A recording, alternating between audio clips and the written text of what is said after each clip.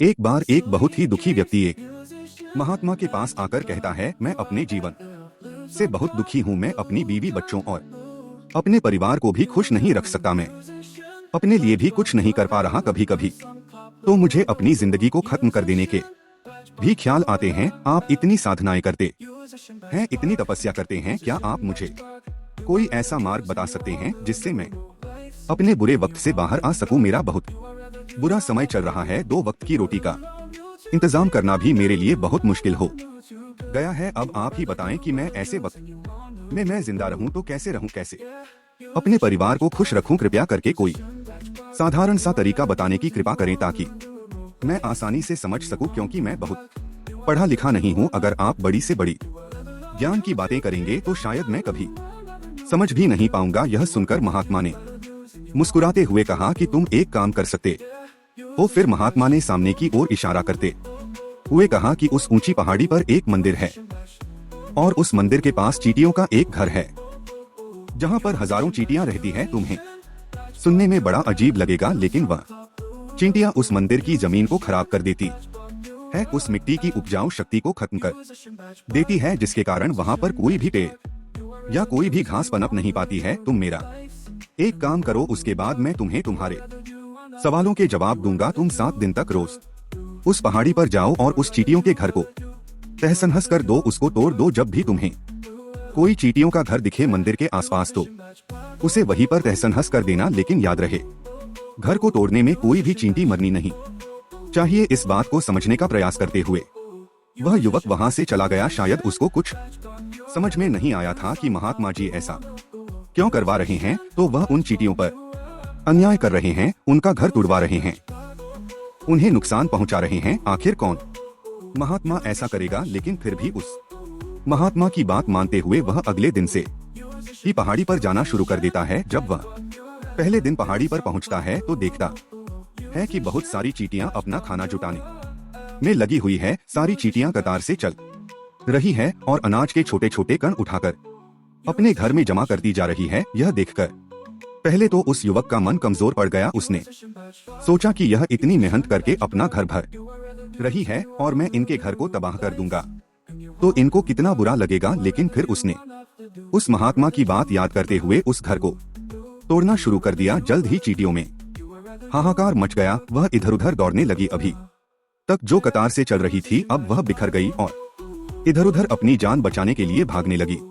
थोड़ी देर में घर टूट गया और सारी चींटियां इधर उधर छुपने के लिए भाग चुकी थी। यह करने के बाद वह युवक दुखी मन से वापस अपने घर पर लौट आया। उसका मन परेशान था, दुखी था, पश्चाताप से भरा हुआ था। फिर उसने अपने बिस्तर पर रात में लेटे लेटे ही सोचा कि अब तो उन चींटियों का घर तबाह हो चुका है, अब वहां वापस जाने का क्या फायदा होगा, क्योंकि चींटियों का घर तहस नहस करने के लिए महात्मा जी ने कहा था जो मैं कर चुका हूँ। लेकिन फिर कुछ सोचकर अगले दिन उसने फिर से जाने का निश्चय किया और अगले दिन सुबह सुबह उठकर वह वापस उसी पहाड़ी पर पहुंच जाता है। पहाड़ी पर पहुंचकर वह उसी जगह पर पहुंचता है जहां पिछले सुबह उसने उस घर को तहस नहस कर दिया था। लेकिन वह यह देखकर चौंक जाता है कि उन चींटियों ने फिर से अपना घर उसी जगह पर बना लिया था और अब वह फिर से अपने घर के लिए सामान इकट्ठा करने में जुटी हुई थी। उस आदमी को देखकर लगा कि यह चींटियां कितनी मूर्ख है। इनको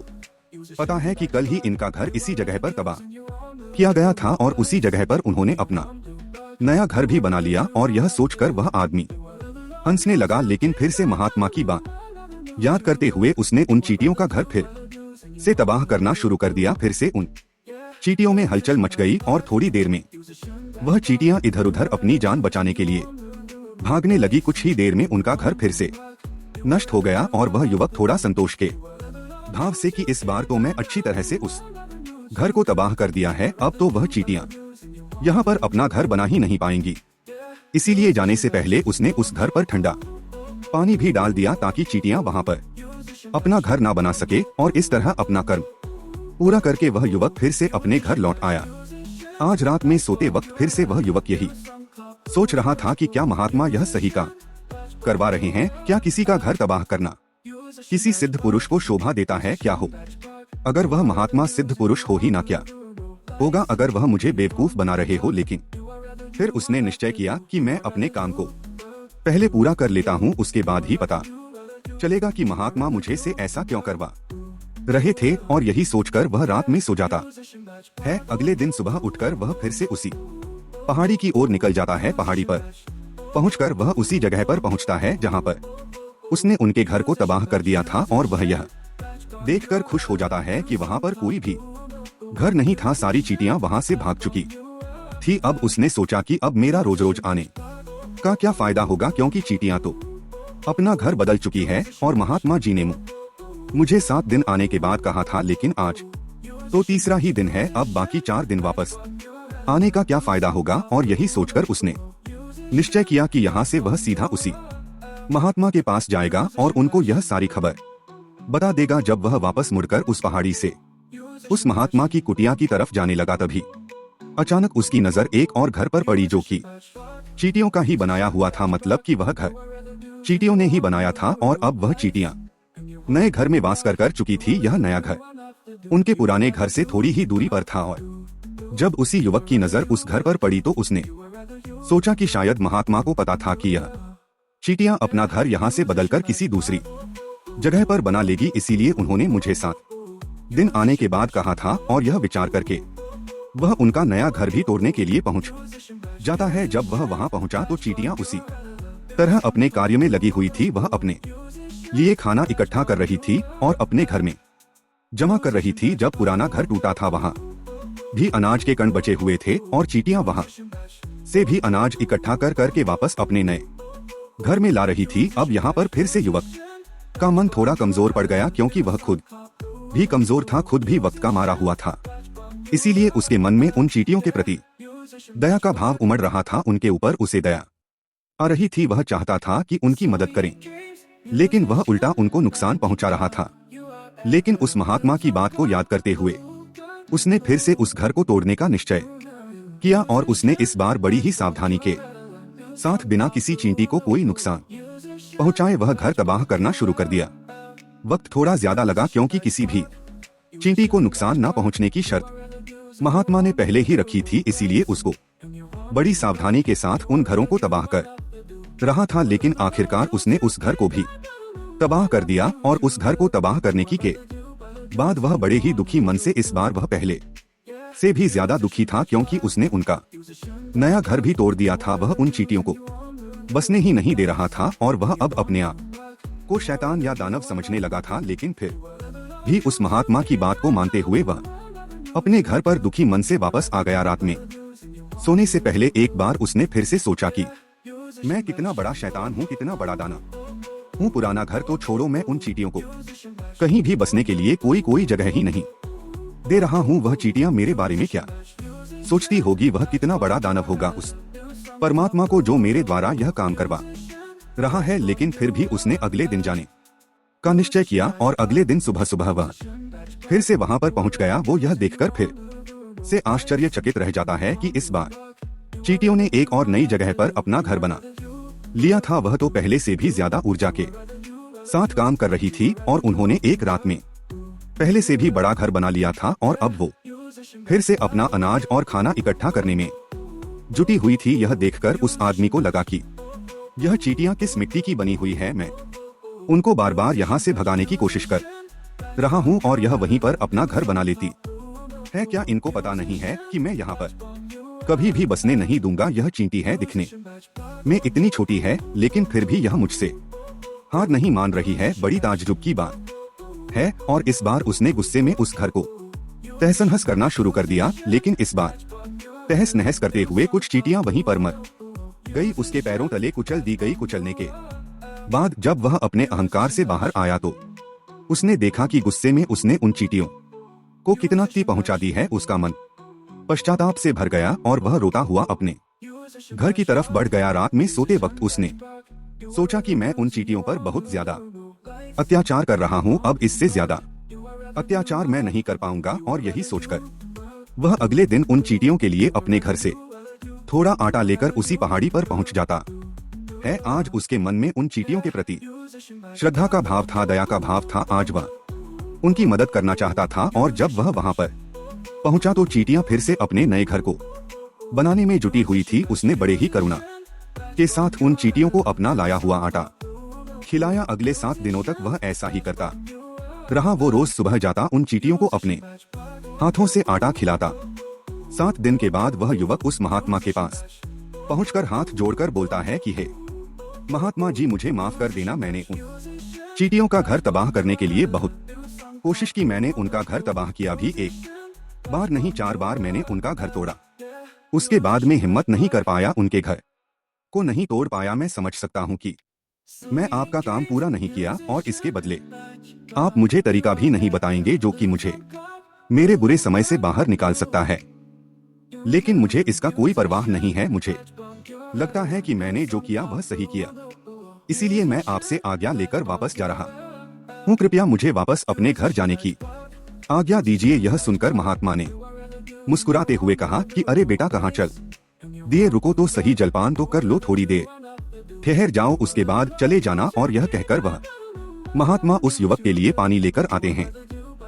पानी पिलाने के बाद महात्मा उस युवक से पूछते हैं कि तुम मुझे यह बताओ कि आखिर तुम उन चींटियों का घर तबाह क्यों नहीं कर सके। वह चींटियां तो छोटी है और तुम इतने विशालकाय हो, फिर भी तुम उन छोटी छोटी चींटियों का घर तबाह नहीं कर पाए। कहाँ है तुम्हारी शक्ति, तुम्हारा बाहुबल। इसका जवाब देते हुए उस युवक ने कहा कि हे महात्मा, मैंने उन चींटियों का घर तबाह कर दिया था, बार बार किया था। एक बार तो अपने गुस्से में उन चींटियों को भी हानि पहुंचा दी थी।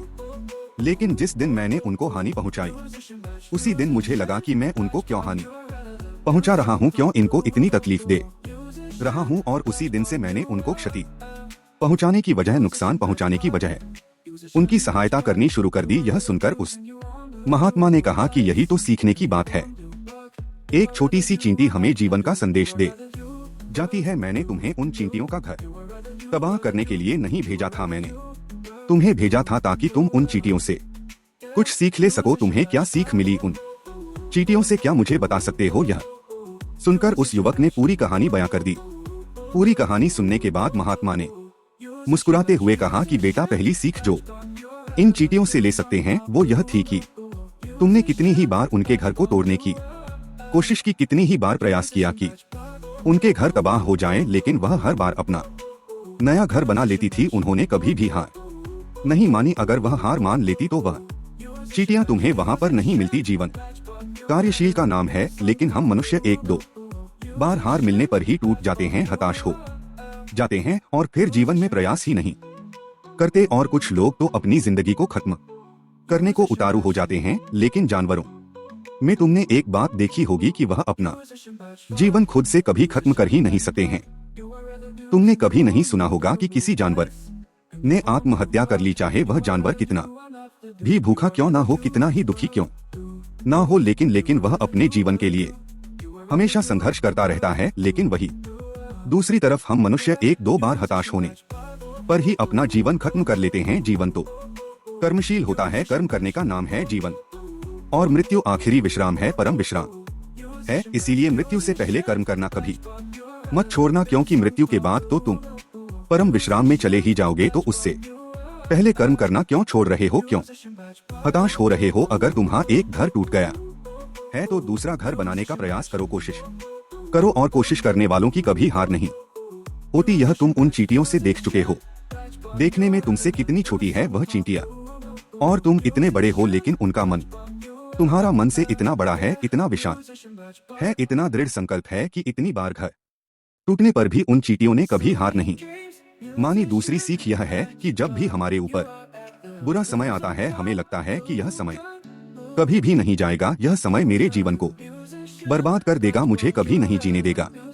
और अपने इन्हीं ख्यालों से, अपने इन्हीं विचारों से, जिसका असलियत में कोई भी अस्तित्व नहीं है, वह सिर्फ विचार है, और वही विचार हमारे मन को दुखी कर देती है, और इसीलिए हम प्रयास करना भी छोड़ देते हैं।